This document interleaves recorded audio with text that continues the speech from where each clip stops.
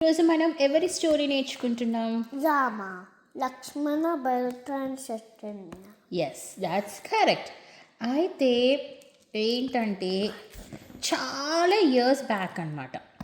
చాలా years back ఏమైందంటే ఒక రఘువంశం అని ఒక ఫ్యామిలీ ఉండేది. వంశం అంటే ఫ్యామిలీ, ఓకే. సో రఘువంశం అని ఉండేవాళ్ళు అనమాట. ఆ రఘువంశంలో పూర్వీకులు ఎవరో తెలుసా? Sun God. సన్ గాడ్ అంటే ఎవరు? సాధన సూర్య భగవానుడు. ఓకే, సో సూర్య భగవానుడి ఫ్యామిలీలో నుండి దశరథ అని ఒక అబ్బాయి కోసల రాజ్యంని పాలిస్తున్నాడు. కోసల రాజ్యం అంటే అయోధ్యని పరిపాలిస్తున్నాడు అనమాట. సో దాన్ని కోసల రాజ్యం అంటారు. కోసల రాజ్యంని కింగ్ అయోధ్య పరిపాలిస్తున్నాడు. అయితే ఆ కోసల రాజ్యంలో చాలా మనీ ఉన్నాయంట. వాళ్ళు చాలా రిచ్ అంట. ఎందుకంటే సన్ గాడ్ నుండి వాళ్ళ యాన్సిస్టర్స్ కదా. So they are very very rich. కానీ దశరథ మహారాజు ఎప్పుడు ఏదో ఒక సాడ్నెస్ తోటి ఉంటాడంట. ఏంటంటే ఆయనకి ఎంత మనీ ఉన్నా కానీ ఆయనకి కిడ్స్ లేరంట, బేబీస్ లేరంట. సో ఆయన ఎప్పుడు చాలా సాడ్గా ఉండి ఐ వాంట్ బేబీ అని చాలా సాడ్గా ఉంటాడంట. అయితే ఒకరోజు ఏమైంది, వశిష్ఠ మహర్షి వచ్చేసి ఆయనకి ఒక సజెషన్ ఇచ్చిండంట. మనము ఒక పని చేద్దాము, మనం ఒక యజ్ఞం చేద్దాము. ఆ యజ్ఞంలో నువ్వు గాడ్స్కి యజ్ఞం చెయ్యి. ఆ యజ్ఞంలో నువ్వేమైనా సాక్రిఫైస్ చేయాల్సి వస్తుంది. అప్పుడు వాళ్ళు నీకు బ్లెస్ చేస్తారు కిడ్స్ కోసము అని చెప్పేసి చెప్తాడనమాట.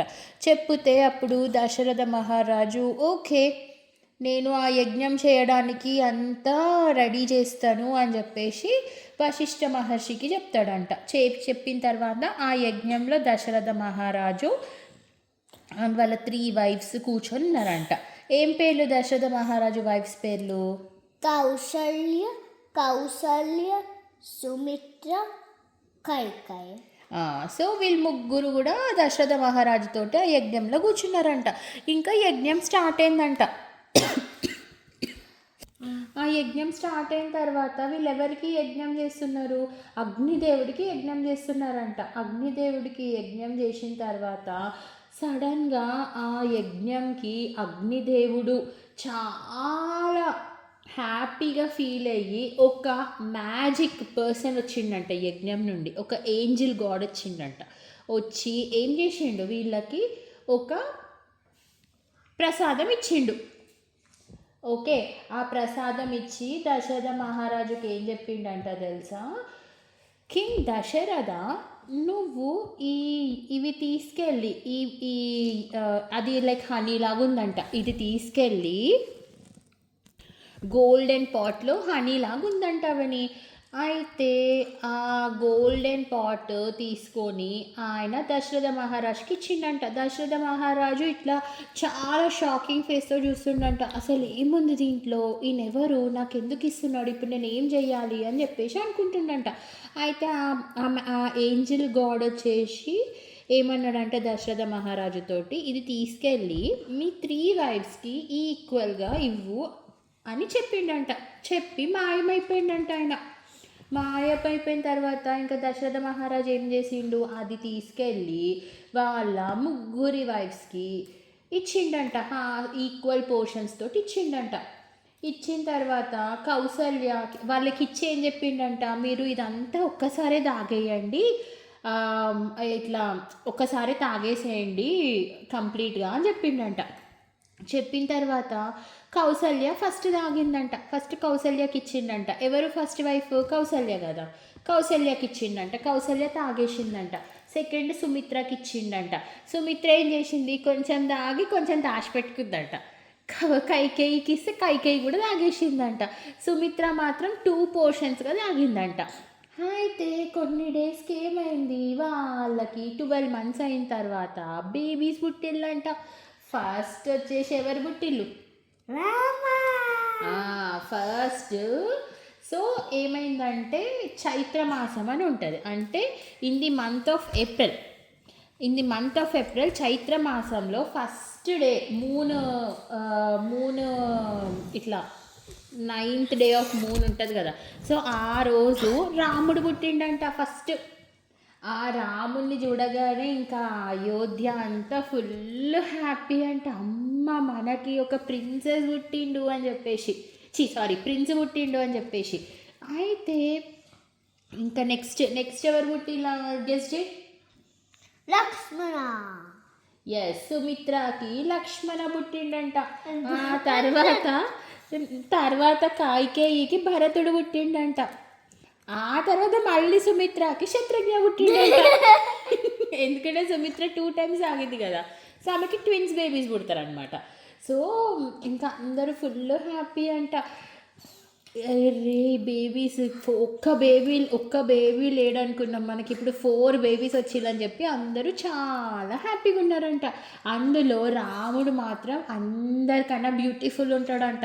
ఎట్లుంటాడంట అంటే రాముడి కళ్ళు ఎట్లుంటాయి చెప్పు, నీకు తెలుసుగా రాముడి కళ్ళు ఎట్లుంటాయి? లోటస్ పెటల్స్ లాగా.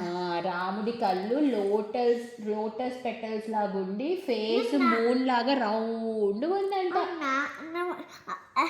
అండ్ ఎనీ పీపుల్ కళ్ళు అండ్ లోటస్ పెటల్స్ లాగానే ఉంటాయా? అవును. ఎందుకు? సమ్ పీపుల్ కళ్ళే లోటస్ పెటల్స్ లాగా ఉంటాయి. డిఫరెంట్ పర్సన్స్కి డిఫరెంట్ ఐస్ ఉంటాయి. కొన్ని పీపుల్స్కి లోటస్ లాగా ఉంటాయి, కొన్ని పీపుల్స్కి రౌండ్గా ఉంటాయి. బట్ నా ఐస్కి ఏం ఐస్ ఉన్నాయి? నీవి లోటస్ పెటల్స్ లాగానే ఉన్నాయి నీ ఐస్ కూడా. ఓకే, నాన్న. సో ఇంకా 4 ప్రిన్స్లు పుట్టిన తర్వాత అయోధ్య అంతా ఫుల్ హ్యాపీ అనమాట. మొత్తం సెలబ్రేషన్స్ అంట. దశరథ మహారాజు కూడా ఫుల్ గిఫ్ట్స్ పంచిండంట అయోధ్య మొత్తం పీపుల్కి. ఇంకా అలా బేబీస్ పుట్టారు, ఎవ్రీబడి సో హ్యాపీ. ఇంకా తర్వాత ఏమైంది, ఈ 4 babies అంట ఫుల్ ఏడుస్తున్నారంట. అవన్నీ అస్సలు ఏడుపాపట్లేదంట, ఫుల్ ఏడుస్తున్నారంట. ఏమైందో ఎవ్వరికి అర్థం అవ్వట్లేదంట. దశరథ మహారాజుకి అండ్ వాళ్ళ 3 queensకి ఎవ్వరికి అర్థం అవ్వట్లేదంట. అయితే ఇంకా వీళ్ళకి అర్థం కాకపోతే వశిష్ఠ మహర్షిని పిలిచిందంట. ఎప్పుడు వాళ్ళు పుట్టినాక 11 days తర్వాత అస్సలు ఏడుపాపట్లేదంట. వశిష్ఠ మహర్షికి పిలిస్తే చూసిండంట. అండ్ కొంతమంది డాక్టర్స్ ఉంటారు కదా, డాక్టర్స్ కూడా వచ్చి చూసిండంట. ఆ బేబీస్ ఎందుకు ఏడుస్తున్నారో ఎవరికి అర్థమవుతలేదంట. అయితే అప్పుడు వశిష్ఠ మహర్షికి ఒక ఐడియా వచ్చిందంట. వీళ్ళని సపరేట్గా పడుకోబెట్టకుండా పక్కకి పడుకోబెట్టి చూద్దాము అని అనుకున్నాడంట. అనుకొని ఏం చేసిండు, ఫస్ట్ రాముడి పక్కన భరతుడిని వేసిండంట, లక్ష్మణుడి పక్కన శత్రుఘ్ని పెట్టిండంట. పెట్టినా కూడా ఏడుపాపుతలేరంట, అట్లనే ఏడుస్తున్నారంట. అరే ఇట్లా చేసినా కూడా ఏడుపాపుతలేరు, okay let's do something else అని అనుకొని రాముడి పక్కన లక్ష్మణుడిని, భరతుడి పక్కన శత్రుఘ్ని వేసిండంట. వేయగానే బేబీస్ మొత్తం ఏడుపాపేసిండంట. 4 ఆపేసి ఫుల్ ప్లే చేస్తున్నారంట, ఒకరి మొహం ఒకరు చూసుకుంటా. అట్లా చాలా హ్యాపీగా ఉన్నారంట. ఇంకప్పుడు అన్నారంట, ఈ పిల్లల్ని ఏం చేద్దామంటే ఇట్లనే పెడదాము, ఇద్దరిని పక్కన పెడదాము అని చెప్పేసి అనుకున్నాడంట. సో ఇప్పుడు వీళ్ళకి పేర్లు కూడా పెట్టిల్లు కదా. పేర్లు పెట్టిన తర్వాత పేర్లు ఎట్లా పెట్టిళ్ళు, వాళ్ళ మీనింగ్స్ తెలుసా నీకు? వాళ్ళకి ఎందుకు ఆ పేర్లు పెట్టిల్లో తెలుసా నీకు? ఎందుకంటే వాళ్ళకి ఆ పేర్లు నచ్చినాయి కాదు, వాటికి ఒక మీనింగ్ ఉంది. ఓకే, ఇప్పుడు అమ్మ చెప్తాను నీకు ఆ మీనింగ్ ఏంటో. అయితే ఇంకా వశిష్ఠ మహర్షి వాళ్ళకి నేమ్స్ ఎట్లా పెట్టిండంటే, కౌసల్య సన్ ఎవరు? Kausalya son is first son కదా. అయితే అసలు కౌసల్య వాళ్ళ సన్ని చూడగానే వశిష్ఠ మహర్షికి రామ అన్న నేమ్ వచ్చిందంట నోటికి. సో రామ అని పెట్టిండంట. రామ మీనింగ్ ఏంటి? ఎప్పుడు వేరే వాళ్ళకి హెల్ప్ చేయాలి, వేరే వాళ్ళ గురించి చించుతాడు అని చెప్పిండంట, రామ అని పేరు పెట్టి. తర్వాత కైకేయి సన్నికి భరత అని నేను పెట్టిండంట. భరత అంటే ఎవరైతే ఎవరి మీద చాలా బర్డెన్ ఉంటుందో అండ్ ఆయన చాలా థింగ్స్ చేసే కెపాసిటీ ఉంటుందో వాళ్ళు భరత, ఆయన పేరు భరత. ఎందుకంటే భరతుని చూడగానే అట్లా అనిపించిందంట, ఈయనకి ఫ్యూచర్లో ఫుల్ షోల్డర్స్ మీద బర్డెన్ ఉంటుంది, ఆయన చాలా చేయాల్సి వస్తుంది అని చెప్పేసి అనిపించిందంట. సో భరత అని పెట్టిండంట. ఇంకా సుమిత్రకి ట్విన్స్ పుట్టిల్లు కదా, ఒక ఫస్ట్ ట్విన్ పేరేమో లక్ష్మణ అని పెట్టిండంట. లక్ష్మణ అంటే ఎప్పుడు ఆయన దగ్గర ఎప్పుడు ఏదో ఒకటి ఉంటుంది అనమాట, లైక్ పీపుల్కి ఇవ్వడానికి, చాలా ధనవంతుడు అనమాట. అండ్ లక్ష్మి పేరు నుండి డిరైవ్ చేసుకున్నారు లక్ష్మణ. ఓకే, ఇంకొకరికి శత్రుఘ్న అని పెట్టిండంట. శత్రుఘ్న అంటే ఏంటి, ఎప్పుడు వార్స్లో విన్ అవ్వడము అట్లా చేసేవాళ్ళు శత్రుఘ్న అనమాట. సో అట్లా రామ భరత లక్ష్మణ శత్రుఘ్న అని పేర్లు పెట్టిండు. ఇంకా తర్వాత బేబీస్ ఇంకా ఒకరి పక్కన ఒకరు పడుకోగానే హ్యాపీగా ఉన్నారు కదా. అట్లా దశరథ మహారాజుకి 4 బేబీస్ పుట్టి అందరూ మంచిగా హ్యాపీగా ఉన్నారనమాట. ఇంకా ఒకరోజు ఏమైంది, పిల్లలు పెద్దగా అవుతున్నారు కదా, వాళ్ళు ఇంకా స్కూల్కి వెళ్ళాలి కదా. ఇప్పుడు వాళ్ళకి టీచర్ ఎవరు వస్తారు, ఎవరు, రాముడు వాళ్ళ టీచర్ ఎవరు, వశిష్ఠ మహర్షి, ఇంకా విశ్వామిత్ర మహర్షి అండ్ వశిష్ఠ మహర్షి. ఇంకా రాముడు లక్ష్మణుడు భరతుడు శత్రుఘ్నుడు పెద్దగా అయిపోతున్నారు. ఇంకా దశరథ మహారాజుకి వాళ్ళని స్కూల్కి పంపాలి కదా. సో ఏం చేశారనమాట, ఫస్ట్ వశిష్ఠ మహర్షి ఆశ్రమంకి పంపిస్తారు. పంపించిన తర్వాత అక్కడ బేసిక్గా అన్నీ నేర్చుకుంటారు. ఎలిఫెంట్స్ని ఎట్లా నడపాలి, హార్స్ రైడింగ్ ఎట్లా చేయాలి, చారియట్స్ని ఎట్లా నడపాలి, అవన్నీ నేర్చుకుంటారు. అసలు దశరథ మహారాజుకి పంపించడం ఇష్టం లేదనమాట, కానీ పిల్లలు పెద్దగా అవుతున్నారు, చదువుకోవాలి కదా, ఇంకట్లా పంపిస్తారనమాట. పంపించిన తర్వాత వశిష్ఠ మహర్షి దగ్గరికి వెళ్తారు. వశిష్ఠ మహర్షి దగ్గర నేర్చుకున్న తర్వాత కొన్ని డేస్ తర్వాత వాళ్ళకి ఇంకొక న్యూ టీచర్ వస్తారు. ఎవరది, విశ్వామిత్ర మహర్షి. సో ఇంకా విశ్వామిత్ర మహర్షి వచ్చి దశరథ మహారాజు దగ్గర నుండి పిల్లల్ని తీసుకొని పోతాడు. తీసుకుపోయి వాళ్ళకి ఎన్ని విద్యలు నేర్పిస్తాడంటే చాలా నేర్పిస్తాడు. అందులో రాముడికి మాత్రం తొందరగా అర్థం చేసుకుంటాడు అన్నీ. సో రాముడికి అందరికన్నా ఎక్కువ పవర్స్ ఉంటాయి అన్నమాట. సో అట్లా అన్నీ నేర్చుకొని బిగ్ అయిపోతారు కిడ్స్. బిగ్ అయిపోయి మళ్ళీ అయోధ్యకు వచ్చేస్తారు. మళ్ళీ బేబీస్ పుట్టారు, అయోధ్యకు వచ్చేస్తారు. తర్వాత అయోధ్యకు వచ్చిన తర్వాత వాళ్ళు విశ్వామిత్ర మహర్షితోటి ఒక దగ్గరికి వెళ్తారు.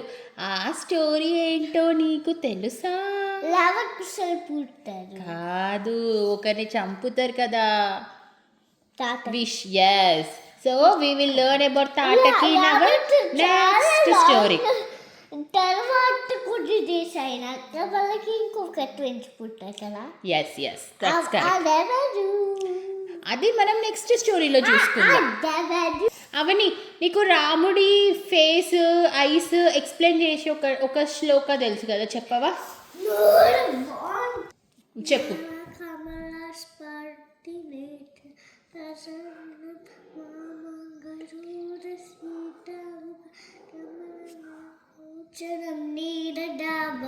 నాలంకార దీప్తం దరతమురు జటామండల్ రామచంద్రం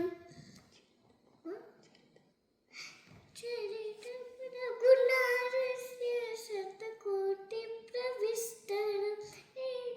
సౌండ్ తగ్గించిన అక్షరం పుంసా మహాపాఠక నాశనం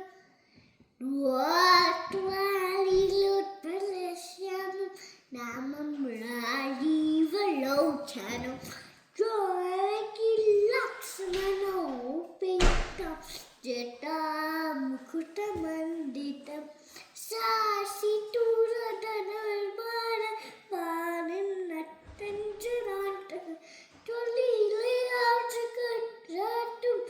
ఆవిర్భూతం సంవిభు రామరక్షాపతి పాగ్నిహాప నీం సర్వకామత శిరోవిరాగవ పాటు పారం దశరథాత్మజః సుగ్రీవేశ కౌసల్యాయ